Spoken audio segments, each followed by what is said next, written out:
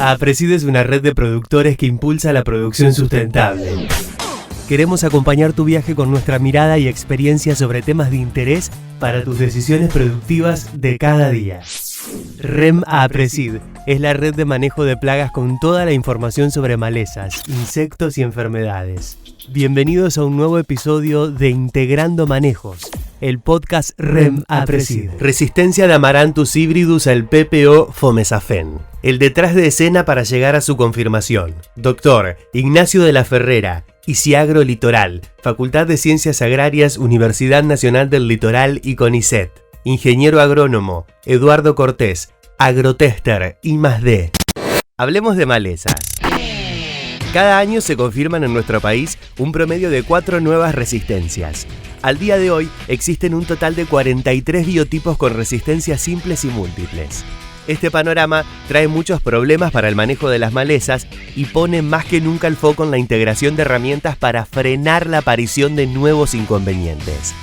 Hoy queremos repasar, junto a 2 investigadores, cómo fue el recorrido hacia la confirmación de la última alerta REM difundida, la resistencia de Amaranthus hybridus, yuyo colorado, a Fomesafen, un herbicida del grupo de los PPO. Hablamos con el especialista ingeniero agrónomo Eduardo Cortés, de la consultora Agrotester I+D, uno de los responsables de la confirmación de la resistencia, y nos explicó cómo se controlaba históricamente la maleza y cómo fue que se observó la falla a campo en su control. Le preguntamos cuál es la importancia del Amaranthus en el agro argentino. Bueno, yuyo colorado es una de las malezas que no solo más ha crecido a nivel poblacional en la abundancia, sino en la frecuencia en todos los lotes. Hoy prácticamente no hay ningún lote en todo el área agrícola que no presente yuyo colorado.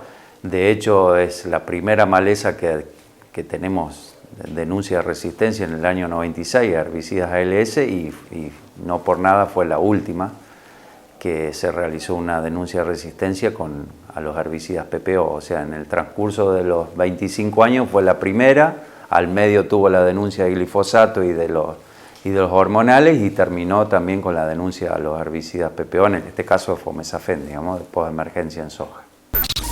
Entendiendo su importancia y lo complejo que es manejarla, le pedimos que recapitulara.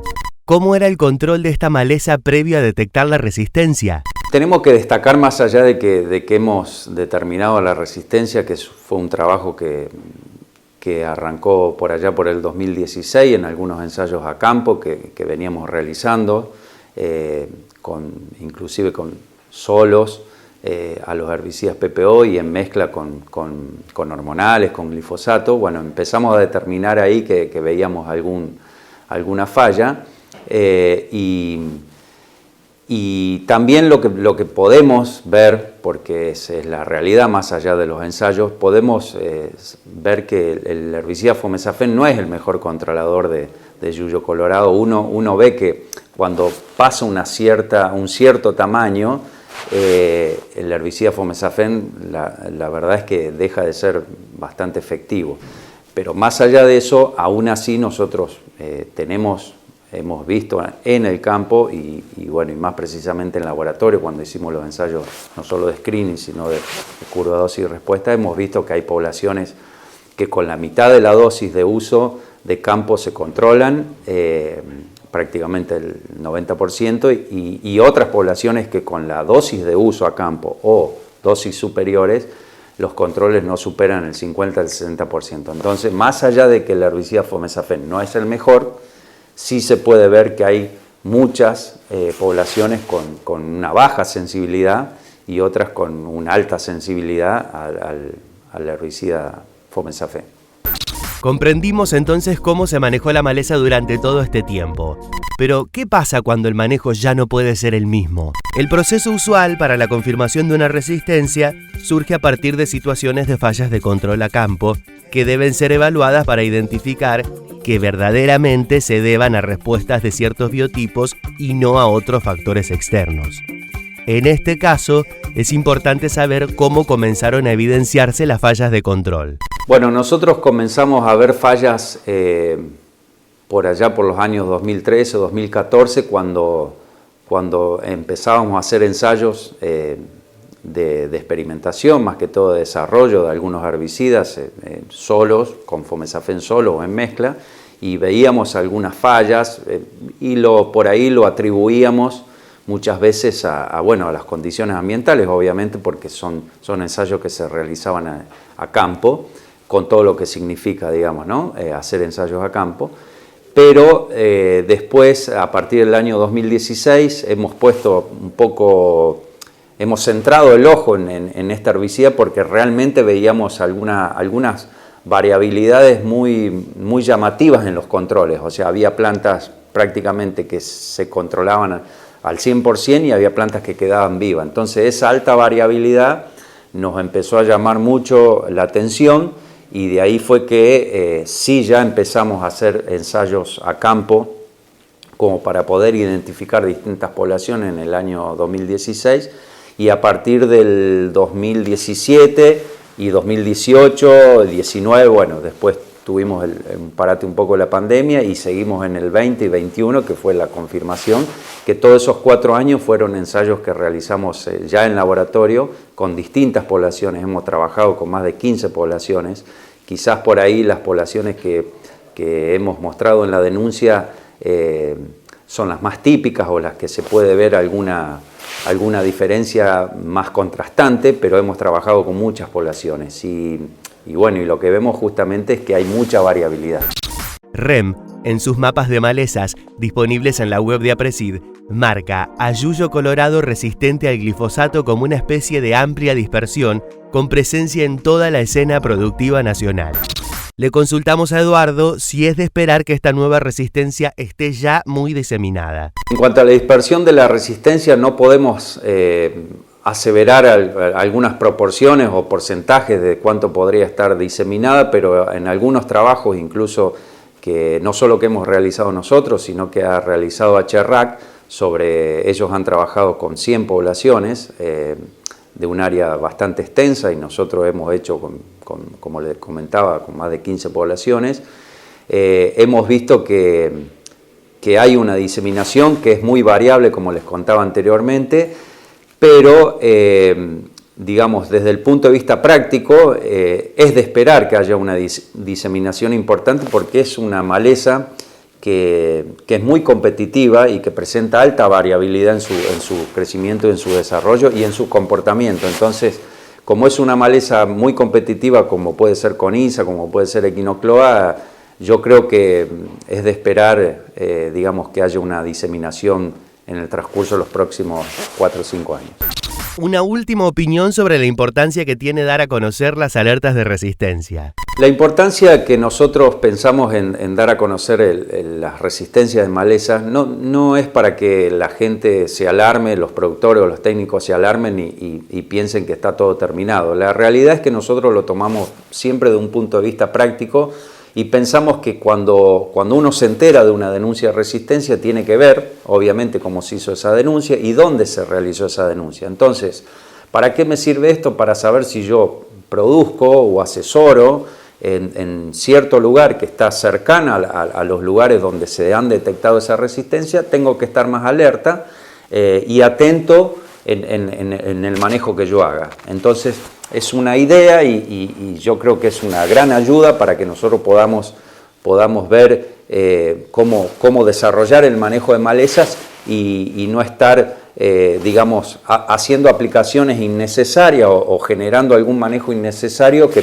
puede ser que pase no por un mal manejo, sino que por un desarrollo de una posible resistencia. Siguiendo el recorrido hacia la confirmación de la resistencia, dialogamos con el doctor Ignacio de la Ferrera. Él es investigador y docente del ICIAGRO Litoral, Facultad de Ciencias Agrarias UNL y CONICET. Lo consultamos para entender cómo es el camino que siguen los investigadores desde la sospecha de resistencia hasta su confirmación y cómo fue en este caso en particular. A modo sintético, para comenzar a determinar la resistencia de una población a determinado herbicida, hay dos o tres ensayos principales sobre los que se parte para poder determinar que la resistencia efectivamente existe. En primer lugar, a campo tenemos que determinar la falla de control. Luego, una vez que tenemos esa sospecha a campo, traemos las semillas y las tenemos acá aisladas de todos los factores que pueden alterar la acción herbicida, es decir, no tenemos ni viento, no tenemos altas temperaturas, traemos la planta pequeña como una lechuguita, como se ve acá, y lo que hacemos inicialmente es hacer un screening en donde determinamos a nivel laboratorio si efectivamente a la dosis de uso la planta sobrevive, y posteriormente lo que hacemos es determinar si esta sensibilidad varía con otras poblaciones que son sensibles. Entonces lo que hacemos seguido son ensayos de dosis-respuesta en los que determinamos mediante aplicaciones de dosis crecientes de herbicidas, dosis muy bajas, pasando por la dosis de uso y pasando por multiplicar de ahí en más la dosis de uso, lo que hacemos es determinar la sensibilidad particular de una población y la comparamos con otras poblaciones que pueden llegar a ser sensibles. De esa forma determinamos que, por ejemplo, en este caso, las poblaciones que se encontraron resistentes son efectivamente alrededor de 4 veces menos sensibles que las poblaciones originales de Amaranthus. Una vez completados estos ensayos, se continúa, por supuesto, la especie tiene que poder reproducirse y producir descendencia que tenga las mismas características de resistencia que la población original. Si bien nos habló acerca de las particularidades del caso, porque, como es sabido, no todas las especies tienen la misma evolución y adaptabilidad, y no todas las resistencias son iguales, Ignacio nos compartió por qué es importante conocer los mecanismos de resistencias de las malezas en general. Bueno, conocer los mecanismos de resistencia de una maleza implica, primero, tratar de poder elaborar medidas que contrarresten esta resistencia. Por ejemplo, hay casos en el que la resistencia es muy dependiente o de factores ambientales o de por ahí tamaños por encima de los cuales no puede ser controladas, y conocer los mecanismos nos puede dar una idea de en qué condiciones sí podrías mantener la efectividad cierto principio activo. En realidad, a campo, cuando tenemos alguna población resistente, primero hay que considerar que no todas las poblaciones que tenemos a lo largo del país van a ser resistentes, sino algunas puntuales, y por eso el monitoreo y la determinación de que esa población en particular es resistente nos ayuda a decidir que en ese caso particular no va a ser útil determinado principio activo. Pero por otro lado, por ejemplo, en los mecanismos que involucran sitio de acción en donde los factores de resistencia son muy altos, es decir, no tenemos forma a veces de contrarrestar esa resistencia. En cambio, en los casos en los que la especie en determinadas condiciones ambientales puede llegar a ser sensible, podríamos llegar a jugar con esas condiciones conociéndolas para tratar de al menos reducir la frecuencia. Y volviendo al caso del Amaranthus híbridus en particular, ¿cuáles son los mecanismos de resistencias detectados en este biotipo? Los mecanismos de resistencia posibles que se están estudiando sobre este caso particular de Amaranthus híbridos pasan por dos principales. Uno es la degradación herbicida mediante vía metabólica, y el otro es la alteración de la secuencia de ADN, que puede ser una alteración justamente en la protoporfirina oxidasa. En primer lugar, para evaluar la inhibición enzimática, lo que hacemos es aplicar un inhibidor que hay de distintos tipos. En este caso, el que estamos evaluando actualmente es butóxido de piperonilo. Lo que hacemos es inhibir el metabolismo de citocromo P450 inicialmente, y 2 horas después aplicamos el herbicida. Y hemos visto, en forma preliminar al menos, que las plantas que tienen inhibido el metabolismo aumenta su sensibilidad al herbicida. Es decir que en ese caso creo que vamos por buen camino, y ese sería al menos uno de los mecanismos involucrados en la baja sensibilidad a inhibidores de PPO.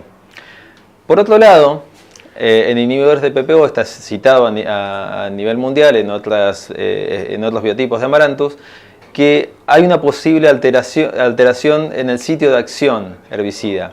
Para ese caso, Lo que también estamos haciendo es tomar muestras de plantas jóvenes, hacer una extracción de ADN y evaluar en la amplificación de justamente de las dos partes que lleva la protoporfirina oxidasa dentro del genoma de la especie, evaluar si existen alteraciones de punto en el sitio de acción del herbicida. Dada la importancia de esta maleza y para dar un cierre a este recorrido y a estos conceptos tan importantes a la hora de entender las alertas de resistencia que difunde REM, creemos que es importante tener una mirada a futuro y saber cómo prevén que continuará el panorama de resistencias en Yuyo Colorado. En primer lugar, hay que entender que la resistencia es una selección que se da justamente por una presión de selección que se hace por el uso intensivo de algún herbicida o por el uso continuo de algún herbicida. Lo vimos para el caso de glifosato, lo vimos para el caso de herbicidas hormonales y ahora para el caso de inhibidores de PPO. Por lo que se conoce a nivel mundial y por los pequeños ensayos previos que hemos realizado con algunos herbicidas de la misma familia, es de esperar que al menos en algunos de los otros herbicidas inhibidores de PPO se traslade esta resistencia. Hoy recorrimos desde la detección de falla de control hasta la confirmación de la resistencia de Amaranthus hybridus, Yuyo Colorado a Fomesafem, un herbicida del grupo de los PPO. Nos seguimos preparando para el futuro. Queremos agradecer a Eduardo e Ignacio por contarnos cómo fue el proceso y a vos por escucharnos y acompañarnos en otro episodio más del podcast REM Aprecid. Para más información sobre esta y otras resistencias, ingresa en www.aprecid.org.ar. Las siguientes empresas sponsors son parte de la REM: Bayer, Corteva AgriScience, FMC, Summit Agro, Sumitomo Chemical, Syngenta, UPL, Rizobacter, Agrofina. Los esperamos en el próximo episodio de Podcast REM, Integrando Manejos.